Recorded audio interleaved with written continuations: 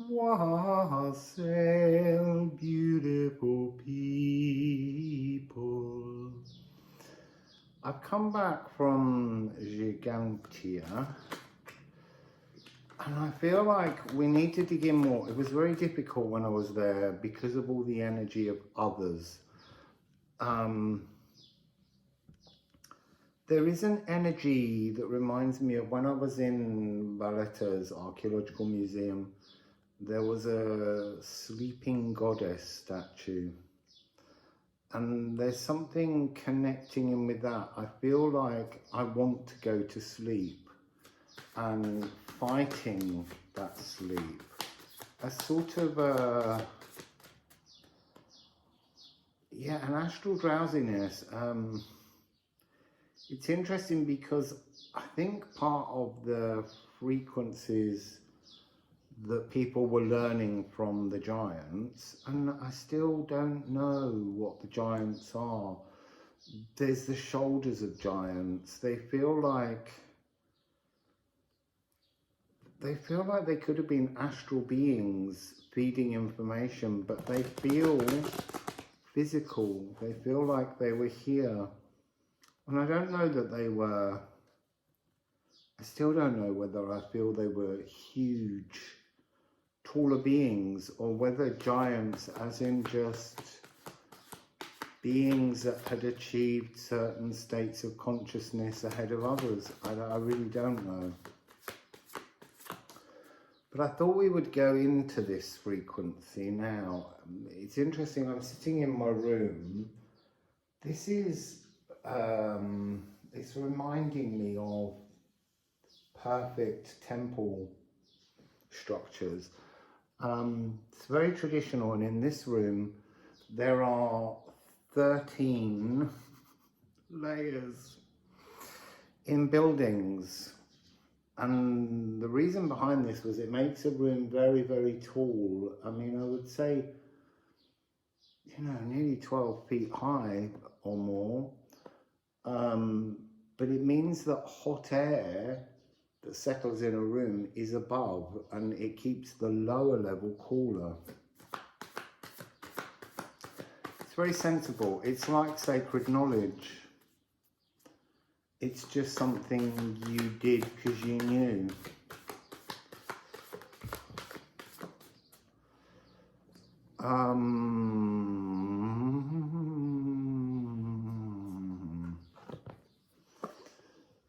It begins with Yana. The Yana frequency here, it's entwining, but it comes across as the energy of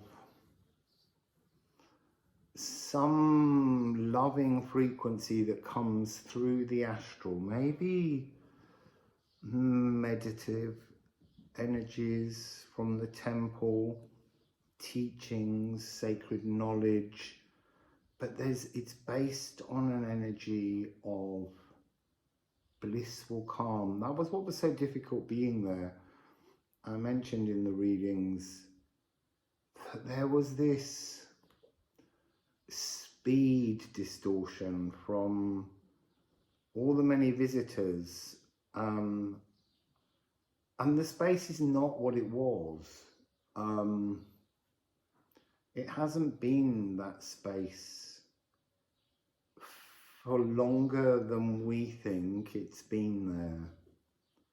I feel this energy of this space goes further back, much further back. I feel that there are tunnels under the earth that link spaces across places, partly because they become a physical teaching tool for the kind of honeycomb effect of dimensional realities. And so we have 4 other cards. I'm going to take these 2 first. So we have Raid and Mortimerful. Go on a mystical journey. Go on a mystical journey. That's the purpose of this. It was to discover, purify, cleanse, ride. 554. You see, that's giving me 14. And I know I don't talk about 14 frequency very much, but it's a higher dimensional truth. So it's like the temple was a space to link us to some kind of higher dimensional truth. To purify, it's interesting, we have here Knarfa, blood scented, but this is coming over as keys, frequency keys, the key to the lock, the key to your consciousness, the key to your entwining with the dimensions of the mystical. It's like a school. Temple as a school, a teaching place, a place to learn, and it is sacred wisdom, and it's coming with birthright. So that's interesting. They're showing me this symbol mirrored, and how the consciousness plugs in or removes itself to reach this truth. This is an energy of transcendence. Transcendence from the physical, having your consciousness go into all of your cells, turning the key, and then it bringing up an evaporation, this energetic origami that removes all of your cells and takes you somewhere else. It's like a non-death death, a dimensional transition. That's what I'm getting.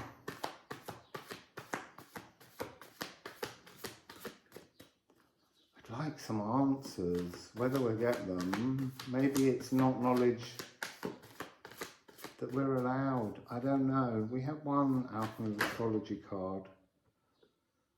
Now we have several. It begins with compose, which is higher learning. This is secret learning.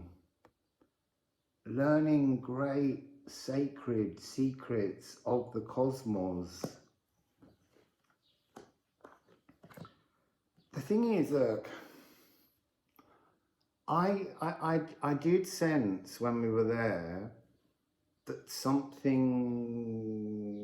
false happened. There was an unintended consequence. I think part of gifting sacred knowledge, so I'm getting 9-9 from these two, and I'm getting 13-11.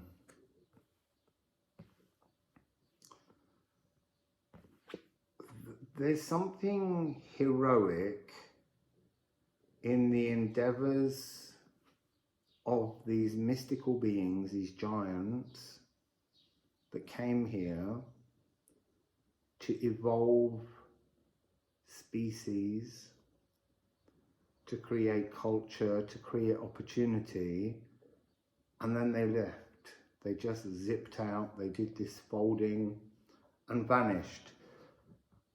So there were two consequences. One was they seemed somehow to take some kind of biome through to another dimensional world, their own world, their home world. Oh, now they're saying, and that didn't belong. It was like this was new knowledge.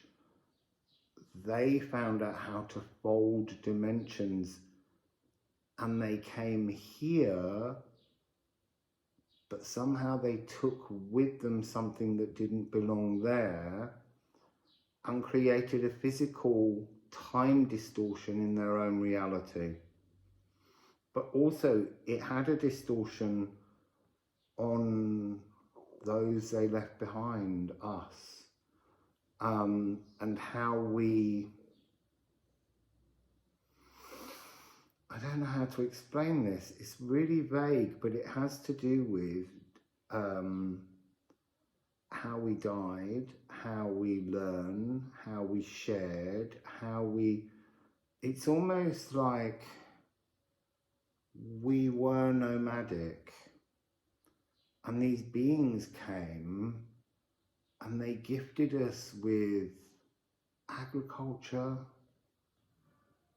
the idea of manipulation of the natural world, because in their higher dimension they are at one with the world, but we misunderstood that because we weren't evolved enough and they were giving us a nudge that didn't quite work. See, we've got Characlo. So here we've got 9, 13, 11, 9, 11. There's some kind of code here that isn't, I don't want to say that isn't natural, because everything is natural. Everything is intended ultimately.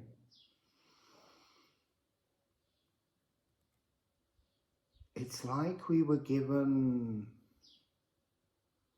a seed of planted creativity, of a sacred, secret arcana, but we weren't given the full facts. I think they meant to come back, but when they went off and they realized they brought this biome distortion with them, they couldn't return, so they didn't complete. So their only way from there on in to come in to us is through the astral. They can't do this energy of inhabiting physical form. I'm smiling because the row ends with the Philosopher's Stone. So the birthright is our own personal Philosopher's Stone. It is our own creative, secretive magic. But there's something about it being bound and stark. It's almost like a lock had to be placed on our earth because something happened as a distorted ripple within the astral to do with, they disturbed the frequency of our oneness as a species nomadically wandering the earth. They introduced their oneness, which was a different coding somehow. That's what I'm getting. And we've been seeking their healings rather than our healings. We've been seeking to ape them rather than aping our own natural progression towards our own secret arcana of the Philosopher's Stone. It's really interesting. I'm going to put those cards back in shuffle and see what we get with the second message.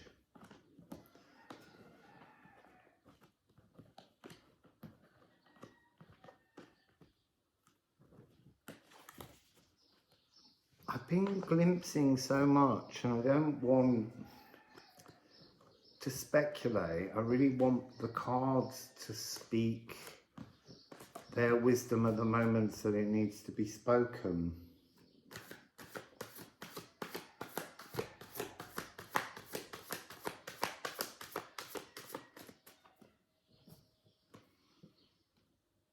I see it. So we have Gatorong and we have Sigil. Seal. immediately that I saw the Gatorong, it was like inviting the violent to a party to have it destroyed. This was, I don't want to say wrong, but it was early. It was early in our development,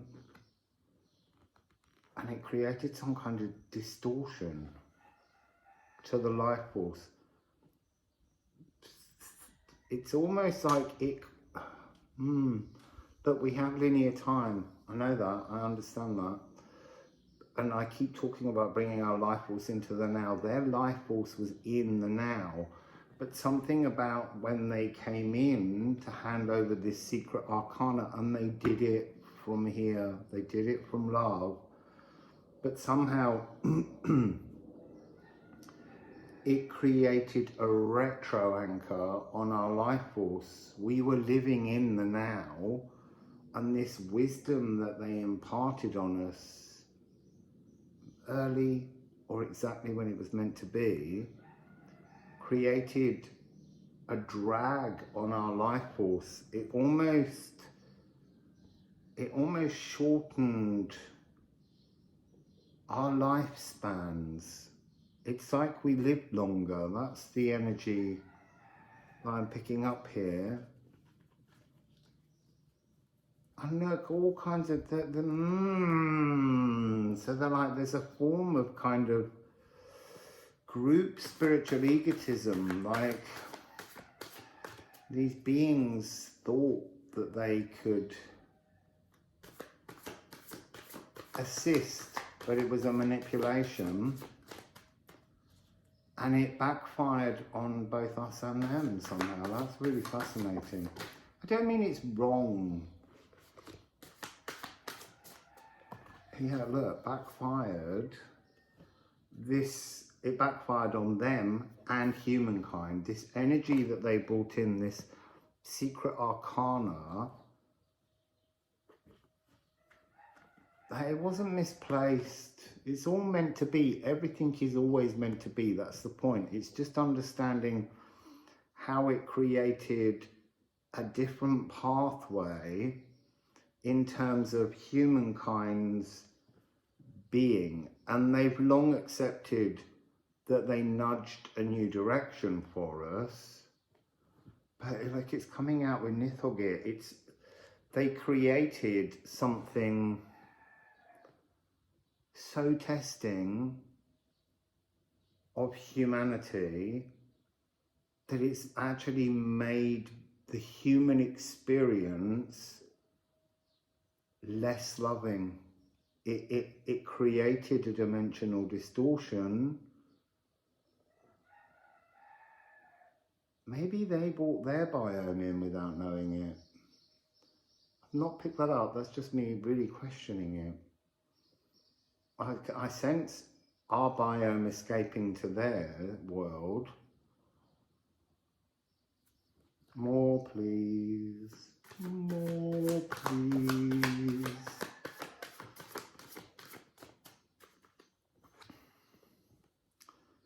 Again, Lagoo.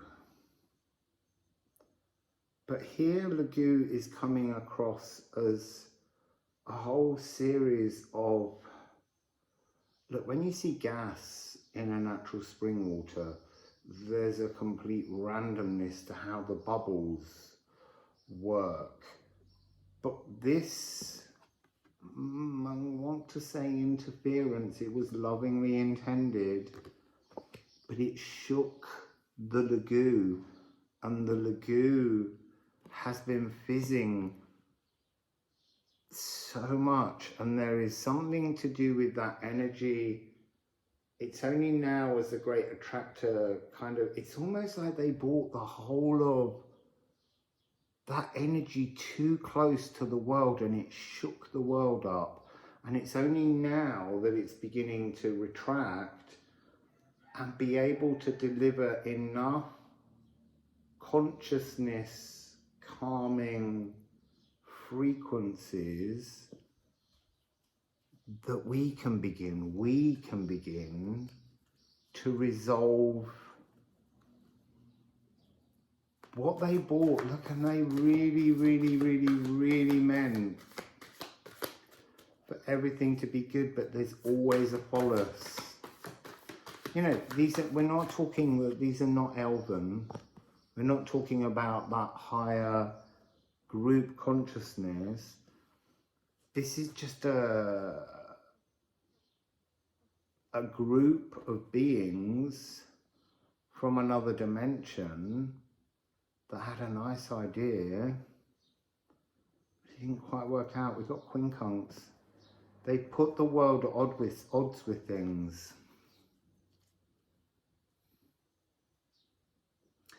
It's almost, this is interesting. It's like they're a really honest group of beings, and yet somehow their very presence created an energy where we could no longer speak honestly. We began to, like there's a fizzing, gossiping kind of running into, there's almost, we're too dense with dimensions, and at the moment I feel there's this energy where all the dimensions are so close, but they've got to get so close so that they can be slowed down by each of us individually and paused, so that we can actually choose the truth of the reality that we need to be existing in.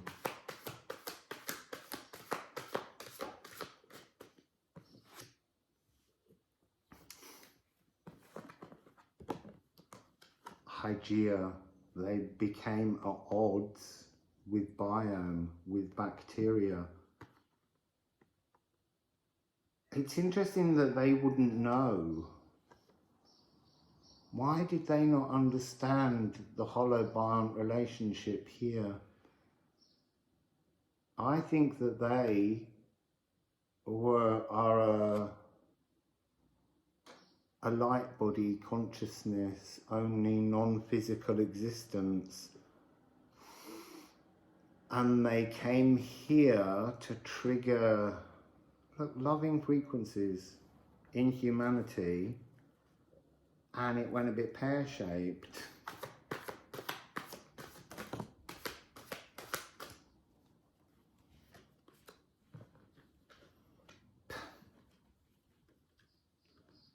So as they amassed density, they triggered a false frequency.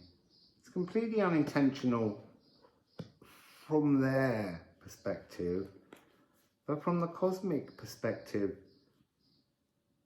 there's a thrill from the Lagoo about the frequency transformation, because it means that the Lagoo, the higher frequencies of the cosmic ocean, gets to explore a new theme. That's what the whole point of policies, unintended consequences, is to go off in such a different direction that the cosmos shudders with excitement.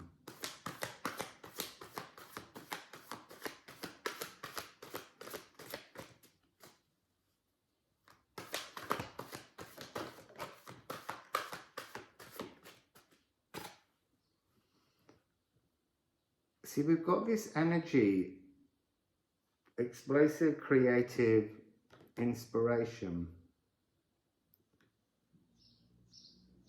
But there's something about this that in humans then became over dramatic. It became competitive, and it drove this energy, Neptune, of, I want to say, not just gaseous delusional fogs, but it created physical competition, the need to best, because up until that point, humans were all one. They had a oneness with the world around them.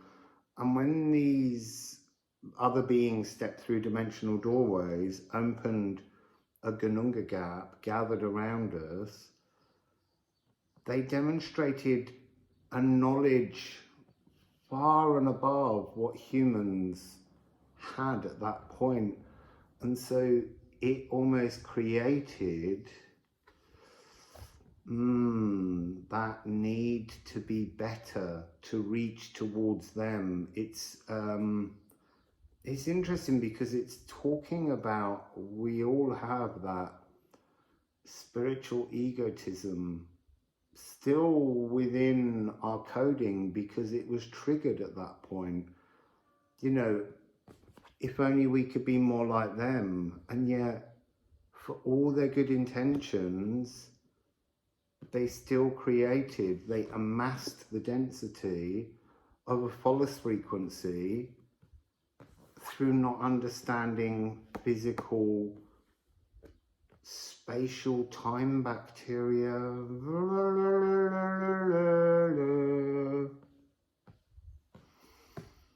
So I'm going to put those cards away and I'm going to go in again and see what the last part of this message for now is.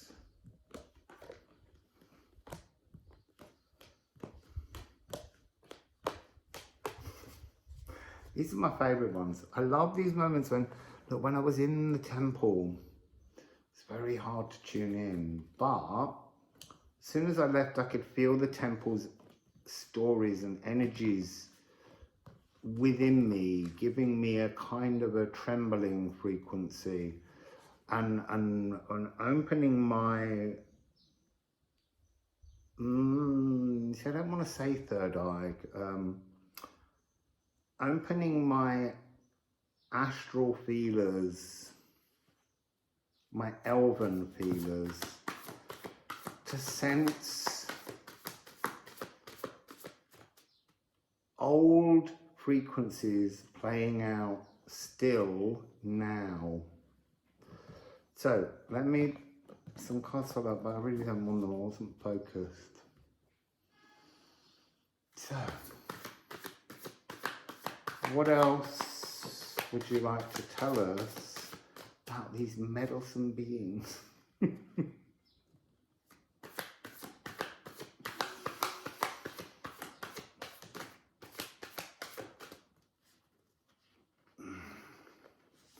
I'm not taking them, but look, I want to show you the repetitive frequency. They've all been put in different places. So we've got Kanapa, that being blood scented. We've got the need, this desire we had to grow up before we were ready, and we still have that impatience, and how testing that's been for human progress.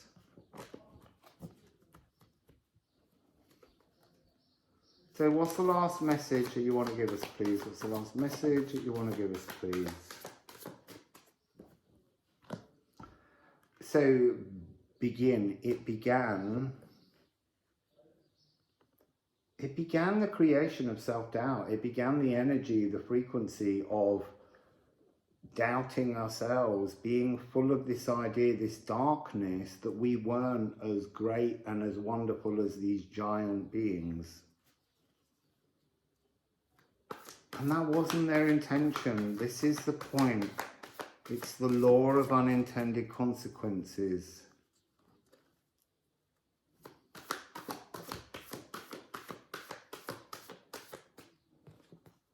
So they're saying that their very presence was the rupture of our own harmonious sun-moon frequency.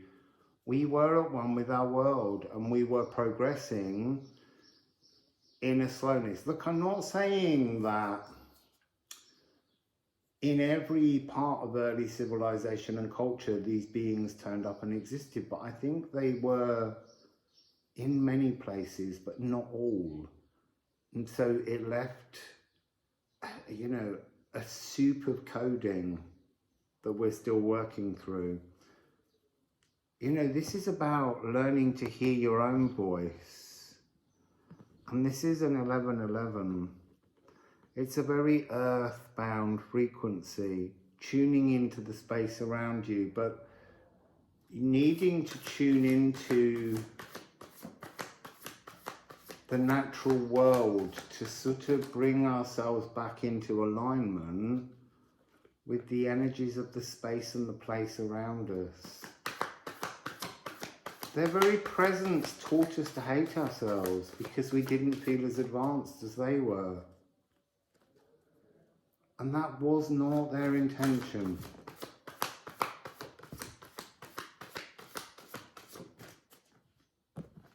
So we have Yo and Man.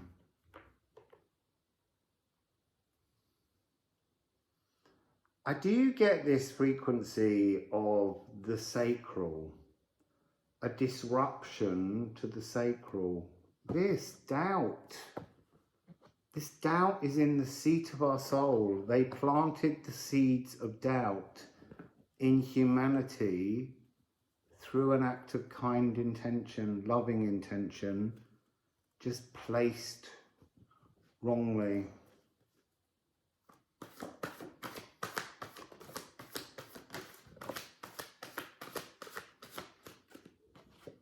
It opens with Eros, love. This is what they wanted. They wanted to make us understand love. We already did.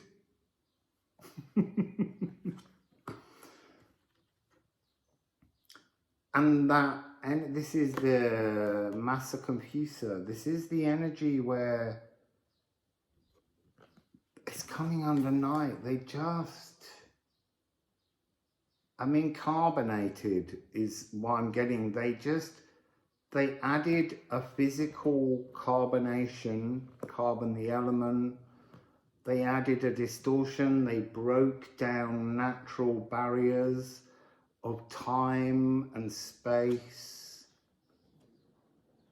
They dissolved our nobility is what I'm hearing. But look, they didn't mean to. They came with good intentions.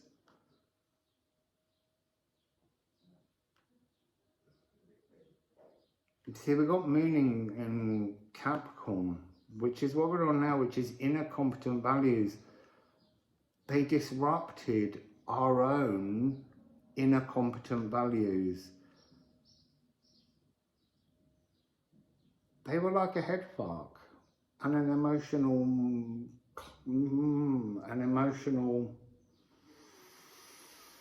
shattering. This is fascinating. I want to look more into this. They messed with us, but they didn't mean to.